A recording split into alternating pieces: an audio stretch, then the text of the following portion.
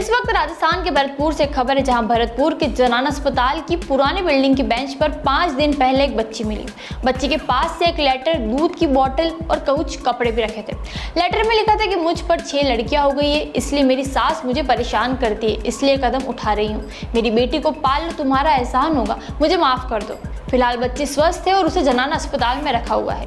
दरअसल घटना रात 10:30 बजे की है, जहां जनाना अस्पताल की पुरानी बिल्डिंग की एक बेंच पर कोई बच्ची को छोड़कर चला गया। बिल्डिंग के पास एक प्रसूता का परिजन रामवीर निकला तो उसने बच्ची के रोने की आवाज़ सुनी, तब आसपास देखा, लेकिन बच्ची के परिजनों को कुछ पता नहीं लगा। बच्ची के साथ एक दूध की बोतल, कुछ कपड़े और एक लेटर भी रखा था। लेटर को देखकर लगता है कि बच्ची को कोई महिला छोड़कर गई है। लेटर में लिखा है कि मुझ पर 6 लड़कियां हो गई है, इसलिए मेरी सास मुझे परेशान करती है, इसलिए कदम उठा रही हूँ। मेरी बेटी को पाल लो, तुम्हारा एहसान होगा और मुझे माफ कर दो। इसके बाद मौके पर लोगों की भीड़ इकट्ठा हो गई और बच्ची को तुरंत जनाना अस्पताल लेकर जाया गया।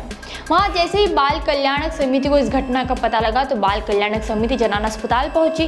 बाल कल्याण समिति के अध्यक्ष राजा राम भूतोली ने बताया कि कोई व्यक्ति जनाना अस्पताल के परिसर में रात 10:30 बजे उस बच्ची को वहां छोड़ गया है। उसके पास एक लेटर भी मिला है।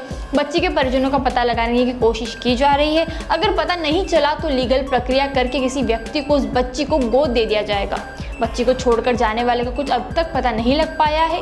वहीं वहां के डॉक्टर हिमांशु बताते हैं कि एक बच्ची को जनाना अस्पताल परिसर में रखा गया है। वह करीब 2 किलो की है। बच्ची को बिना ऑक्सीजन के रखा गया है। उसकी सभी जांचें करवाई गई है। अगर कोई इन्फेक्शन मिलता है तो उसे ट्रीटमेंट दिया जाएगा। वहीं बच्ची को दूध पिलाना शुरू कर दिया गया है।